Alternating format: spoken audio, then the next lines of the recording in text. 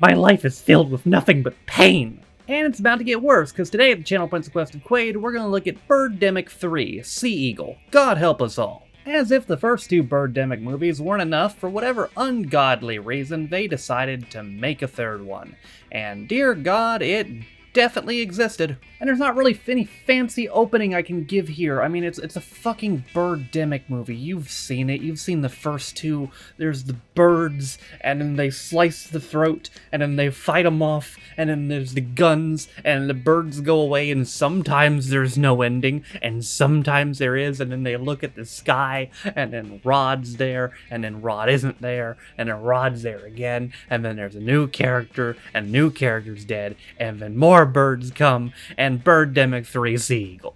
So this one begins with, once again, 4 minutes of absolutely nothing. Just shots of Santa Cruz with shitty music in the background, but they did buy a better camera for this, I'll give them that. Camera looks nice. And you know you love it, it's back again. Awkward walking with our pal Rod. No, wait, that's not Rod, that's some different white guy. What the fuck? That's right, it's our new main character, Evan, who meets a lady who appears to be pouring piss in a bottle. What the fuck is she doing? Actually, no, she's pouring seawater in a bottle. Her name is Kim, and she's a marine biologist. Why is she doing that? Well, to study it, because the water is giving the sea lions cancer. And apparently sea lions getting cancer is actually a real thing. Look it up. I don't know if it's because of the seawater, but sea lions actually are getting cancer. Evan's also a scientist of, like, human anatomy or whatever, I don't even fucking remember, and they agree to go on a date later. And then Evan goes home and watches a really long film about global warming, because remember, that's what this movie's about.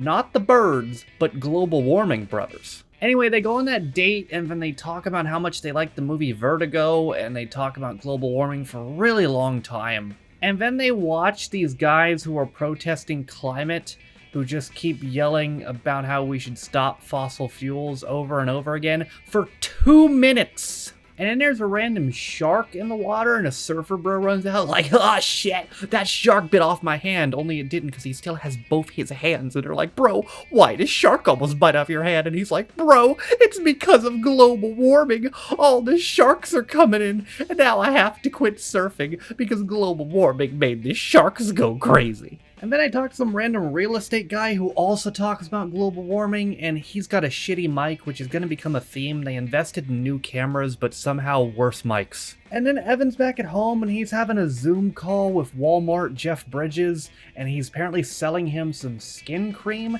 and he's going to get an investment for the skin cream for $10 million. I really wish life was actually this easy. And then a real estate guy takes Evan to buy a new house, and he looks at some shitty global warming pictures that look like they were drawn by a 6-year-old. Now we're 30 minutes into this movie, still no birds by the way, and they go look at this damn whale skeleton, and then they run into this bro named Mr. Green. Now, Mr. Green is the richest man in the world. He makes the green car, which rivals the Tesla.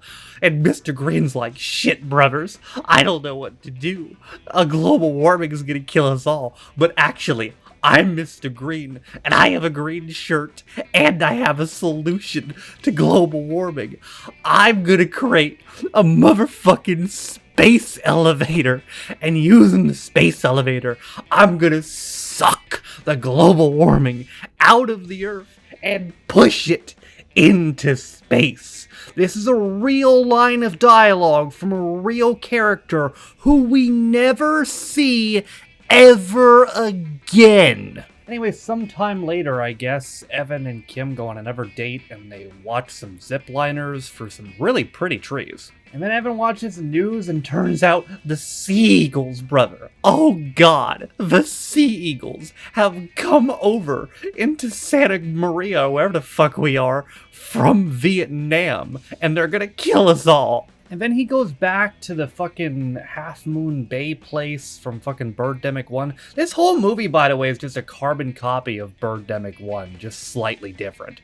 And worse. And then these two cucks are on another date again, and they confess their love to each other, and they talk about vertigo and global warming some more, and we're 43 minutes in and there's still no bird! And then they go out into the beach, and Kim scares the seagulls. You will regret that, Kim. You will pay in your blood for that. And then they talk to this guy who's got a space telescope, and he's like, yo, homies, I'm looking at space because there's no global warming in space. And then they go to a bar, and they make out, and now they're dancing. Oh god, it's the singing guy again from the first two Birdemic movies. He's back with another fucking global warming musical number. This one's called Cosmic Galaxy or whatever.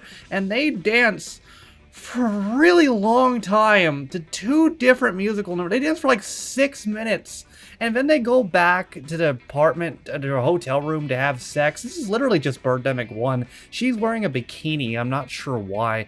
And then they fuck, kinda, I guess. And if the first movie was any indication, that means the birds are gonna show up, because that happened in Birdemic 1. After the sexy time, here comes the murder bird. And yeah, wouldn't you know it, 57 minutes in. 57 minutes into an 83-minute movie, the birds finally show up. And then our couple go out and look at some trees, and oh god, here comes another couple. And oh, wait a minute, that's fucking Rod! He looks like Grizzly Adams now. He's back, and he's got a new girlfriend named Katie, and then the fucking birds show up, and Rod's like, oh god, not again! And then we cut to some random bikers, and then the bikers go to the forest, and they drink. And I think they're the first Mexicans in this entire franchise, so naturally they get killed by the birds. And then our fearsome foursomes show up, and take their guns, and jack their cars, because, I mean, they're dead. It's probably what they would have wanted. Then we get a random shot at a bar, which is just an excuse to give the director of the movie something to do, and then our foursomes show up, and everybody else is dead, except the director of the movie. He got away. He's probably the mastermind behind this, like, in Birdemic canon. Look at that, they're dive bombing shit again. He's probably controlling the birds. He's like the Doki Doki Birdemic master. And Rod's like, I knew this was going to happen. I knew the birds were going to come back and kill us all because of global warming. They're all dying and they're angry. Whatever. And then we get a montage of riding in a car, and we're shooting birds while riding in a car. And there's a lady with an umbrella, and she's screaming and swinging the umbrella at the birds. I really hope she lives. Oh shit, she died. Oh god, they killed Umbrella Lady. More driving and shooting at the birds. The birds are dying, but there's way more birds. And then I meet this scientist guy, and he talks for a long time, and I can't hear anything he's saying because his mic is really bad, but he finishes it with telling them that we're all gonna die, so just have lots of sex. And then there's a guy who gets out of his car dancing to music, and he's like the second black guy in this entire franchise, and these birds are racist, so yep, they kill him. And then Rod finds his body. Oh wait, no, he's not dead. He tells Rod, forgive the birds, and now he's dead. And then they're just walking in the forest with their guns, and here come the birds, so they shoot down. They're shooting at the birds, they're shooting at the birds for a really long time, and then they run out of ammo, so they're punching at the birds. They're punching at the birds for a really long time, and Rod throws a really sweet spinning kick at the birds, and then the birds leave, and that's the end of the movie.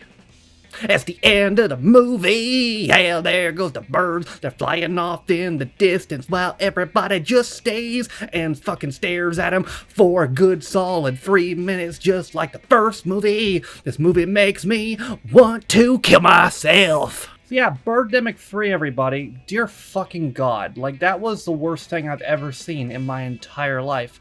And I have seen Shark Exorcist, among other things. I mean, like, it was... They at least they did something different, I guess, in Birdemic 2, even though it didn't have a fucking ending. This one, they just followed the fucking Birdemic 1 formula. Again, it was almost a carbon copy at some points, except it was worse. The new main characters were fucking annoying. The birds didn't show up until 57 goddamn minutes into the film, and then Rod didn't show up until like an hour, and there's only 23 minutes left, and he looked like Grizzly Adams threw a sweet kick. Look at that sweet kick for Rob. That was pretty cool, but the rest of it sucked, and there was no Happy Meal kid. What happened to him? What happened to Natalie? She was there, and now she's gone. Rod said they parted amicably. I can't say that fucking word. But what happened to their adopted son? Did Rod part with him as well? Did he sacrifice his adopted kid to the birds? What have you done, Rod, with your child? Did you feed him to the sea eagles to survive? Because that's what you need to do to survive in this fucking sea eagle economy. You need to sacrifice your children to the sea eagles so only that you can live. This movie has driven me insane. Goodbye!